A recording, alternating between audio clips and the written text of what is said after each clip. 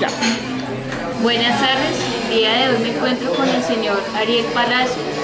Trabaja en la organización CENOA, Conferencia Nacional de Organizaciones Afrodescendientes, y el cargo que desempeña allí es delegado de incidencia política. Buenas tardes. Buenas tardes. Cuéntenos por favor cuál es el área de intervención. Bueno, nosotros realmente somos una organización en la que convergen aproximadamente 250 organizaciones afrodescendientes, entre ellas organizaciones de base, redes de mujeres y consejos comunitarios. La apuesta central de la organización es visibilizar los aportes de la población afrodescendiente al país y visibilizar también los problemas que tiene la población afrodescendiente, así como ayudar al Estado colombiano en la identificación de puntos de interés en la definición de las políticas públicas en Colombia.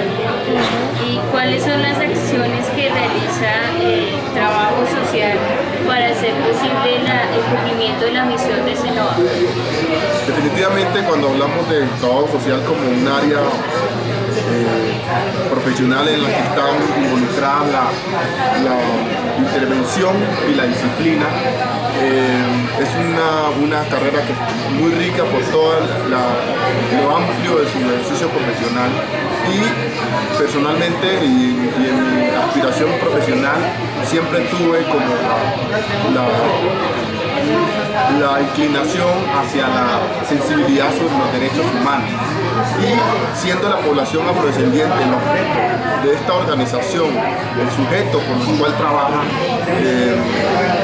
para la transformación de realidades, vi aquí una oportunidad importante para el desarrollo de lo que es esas aspiraciones profesionales de la universidad que se ha construido en el área de los derechos humanos y del trabajo político comunitario. Y la organización tiene un trabajo no solamente en la puesta de sensibilidades puntuales sobre derechos de la población afrodescendiente, sino que también tiene un trabajo de formación, de trabajo de terreno, de acción territorial, a través de los espacios de participación que existen en Colombia. La organización está constituida por 250 organizaciones que están articuladas a nivel regional por mingas. En este momento hay 15 mingas de trabajo, casi que cada minga se circunscribe a un departamento, pero hay departamentos que tienen, digamos, especial atención porque son departamentos de una gran diversidad y de gran presencia afrodescendiente. Uno de ellos es el Valle del Cauca. Entonces, por ejemplo, tenemos Minga Valle del Cauca, pero también tenemos Minga Buenaventura. Buenaventura es un municipio del Valle del Cauca. Las acciones puntualmente son en la denuncia sobre las violaciones de derechos humanos, las acciones dirigidas a la garantía de derechos, a la protección de comunidades, las acciones orientadas a un marco de incidencia política que vislumbre, visibilice las realidades que viven las poblaciones afrodescendientes en el marco del conflicto armado. Por ejemplo, esta es una de las líneas de trabajo que cobija no solamente el componente territorial, sino también la línea transversal de género e infancia, y así como las líneas de fortalecimiento organizativo. A veces estas líneas de fortalecimiento organizativo las empezamos a concretar en procesos de formación con líderes y lideresas en las regiones, a través de talleres sobre distintos temas del ejercicio de derechos en el país. Talleres en consulta previa, talleres en mecanismos de participación, talleres en formas de incidencia política, talleres en formas de formulación de políticas públicas, talleres en procesos de caracterización, talleres en cómo elaborar un derecho de petición, cómo hacer una tutela, que es hasta lo más básico, desde lo más básico hasta lo más complejo, que puede ser hacer una medida de solicitud de declaración de inconstitucionalidad de una norma por falta de cumplimiento de derechos de parte hacia comunidades afrodescendientes. Entonces tenemos en el marco del ejercicio cruzado, a través de incidencia política, un mar de derechos de la población afrodescendiente que cobija desde lo territorial hasta que se formula una política pública como el Plan Nacional de Derechos, como el Plan Nacional de Desarrollo Económico, que debe ser consultado con comunidades afrodescendientes. Entonces ahí el trabajo social tiene un amplio espectro para hacer un ejercicio de intervención y a la par también hacer un ejercicio de investigación, de construcción, de escribir, de sustentar, de poder afirmar cosas, pero también levantar información para poder contribuir a lo que es la construcción de la disciplina del trabajo social como disciplina.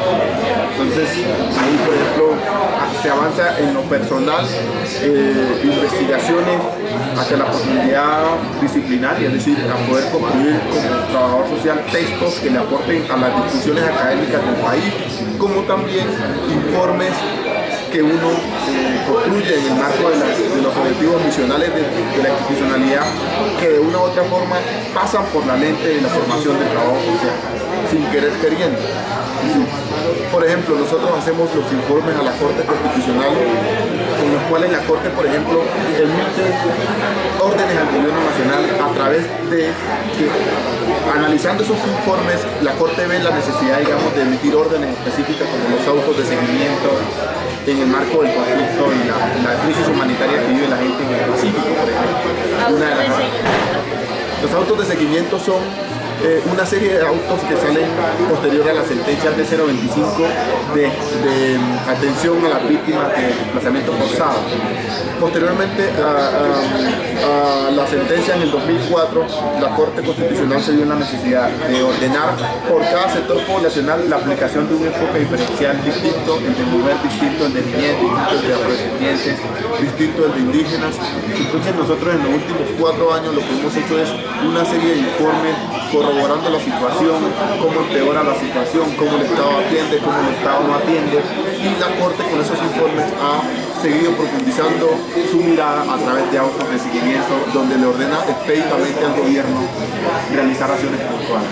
Cosas como esas, desde hacer un taller, desde enseñar a las comunidades, desde compartir con las comunidades, apoyar, hacer un derecho de petición, una tutela, hasta poner una demanda de inconstitucionalidad. Bueno, muy interesante. Ahora, por favor, nos puede dar una breve caracterización socioeconómica de la población que atiende. Nosotros somos una organización en la que convergen estas más de 200 organizaciones, entre ellas consejos comunitarios, que son una figura institucional propia de las comunidades afrodescendientes, amparadas por la Constitución de 1991 y la Ley 70, así como el Convenio 169 de la OIT, de la Organización Internacional del Trabajo. Nosotros realmente en la lente y en el análisis y en el punto de intervención de la realidad afrodescendiente casi que cobijamos el 80% del país. Solo en los lugares donde no hay minga de la organización es en la zona de la Orinoquía, en toda la Orinoquía. Del resto, los 4 departamentos del Pacífico, toda la costa norte, el Caribe, como ciudades como Cali, Medellín, Bogotá, la zona del eje cafetero, tienen mingas de la organización. Entonces, como podrán ver, es un escenario geográfico donde hay una alta presencia afrodescendiente y casi que estamos teniendo la lectura del conjunto de la población afrodescendiente en Colombia, donde más se aterrizan los problemas que tiene la gente para que impiden el ejercicio de los derechos, la garantía de los derechos. Entonces, nosotros tenemos en Colombia un escenario de apartheid fáctico, no un apartheid declarado normativamente, sino un apartheid fáctico. Las profundidades en materia de pobreza se exacerban en núcleos territoriales afrodescendientes. Por ejemplo, con un estudio adelantado por el Programa de Naciones Unidas, es decir, la comunidad internacional, pudo detectar que mientras que la pobreza en el Chocó es del 72.9% con NBI, necesidades básicas insatisfechas, en Bogotá es del 9.2%, casi que una diferencia del 90% porcentual, en un rango poblacional de gran preponderancia como es la población de Bogotá y la población de Chocó. Y en promedio la pobreza en NBI oscila en puntos porcentuales diferenciados del 15%. Por ejemplo, departamentos como el Nariño, con una alta presencia de población afrodescendiente, mientras la pobreza en la sierra, donde vive población no afrodescendiente al interior del mismo departamento de Nariño, con la población costa pacífica nariñense, la pobreza oscila en un diferencial de casi 12 puntos porcentuales, solo para poner la comparación en solo un departamento. Cuando uno hace el comparativo, nos saca una media de cómo se comporta el NBI en Colombia, uno ve que hay un porcentual diferencial más o menos diferenciado del 10-13%. La pobreza en territorios afrodescendientes es mucho más profunda, las necesidades básicas insatisfechas que en los no afrodescendientes. Y el estudio lo que evidencia es eso. Nosotros nos movemos con esas estadísticas para interpretar esa realidad. Entonces, como pueden ver, digamos, el escenario socioeconómico de la población afrodescendiente en materia de NBI es muy crítico. ¿Cuáles son las principales problemáticas, aparte de la pobreza, que atiende la institución? Efectivamente, nosotros, por ejemplo, estamos hoy ligando al ejercicio de derechos la pobreza no solo como un resultado de las dinámicas de formulación de políticas de manera irregular en el país, porque es una irregularidad. Es decir, en un estado monarca o un estado de reyes, los reyes se preocupan por sus siervos. En un estado democrático como el que tenemos hoy, los presidentes no se preocupan por su sociedad, por sus ciudadanos, porque además de formular una política pública, pareciera no interesarles que la política pública no genere un efecto positivo en su población. Entonces, puede argumentar, se ve el argumento de decir, nosotros formulamos una política pública que tiene dificultades, pero estamos avanzando. Y hasta allí llega la discusión de si la política pública tiene un efecto positivo o no en la misma. Para el caso de la población afrodescendiente,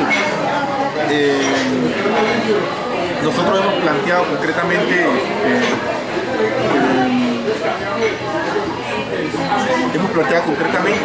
que la política en Colombia tiene que construirse de otra forma, se debe construir de manera dialogada con los pueblos.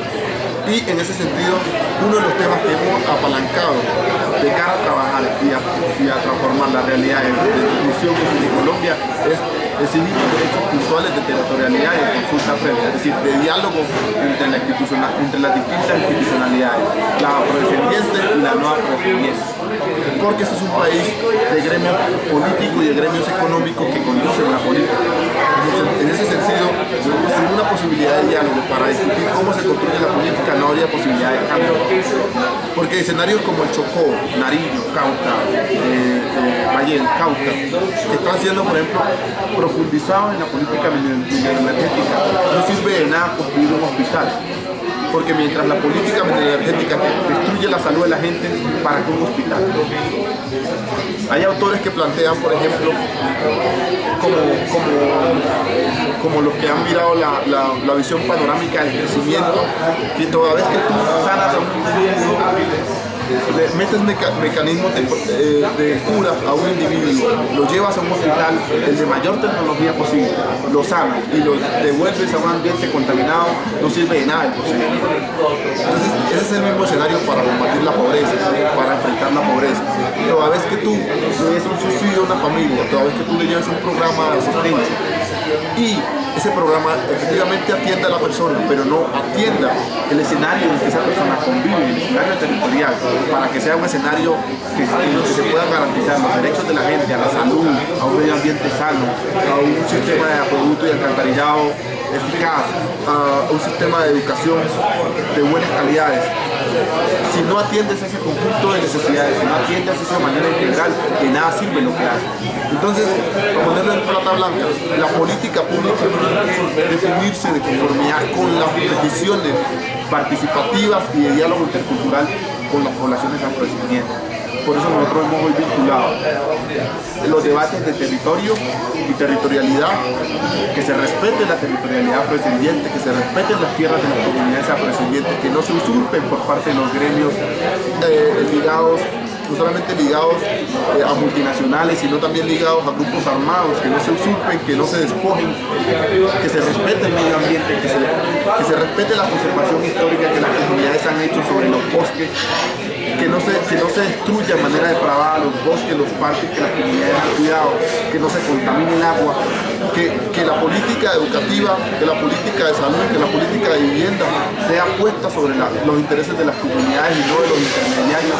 Cuando nosotros atendemos toda esa realidad, nosotros estamos resolviendo parte del debate, no simplemente mitigando y diciendo necesitamos programas asistenciales o de asistencia. Entonces, nosotros hoy involucramos la defensa del derecho a la tierra, la defensa del derecho a la consulta previa, las denuncias del desastre medioambiental, con el conjunto de derechos específicos que tiene la gente a nuestro accionar como organización. Muchísimas gracias. Es muy importante ampliar la mirada frente a estos temas que muchas veces desconocemos, y una invitación pues para nosotros trabajadores sociales en formación para generar trabajos tan lindos como los que desempeñan personas como el señor Ariel. Gracias. Espero que sirva el material. Ahí mismo. Muchas gracias.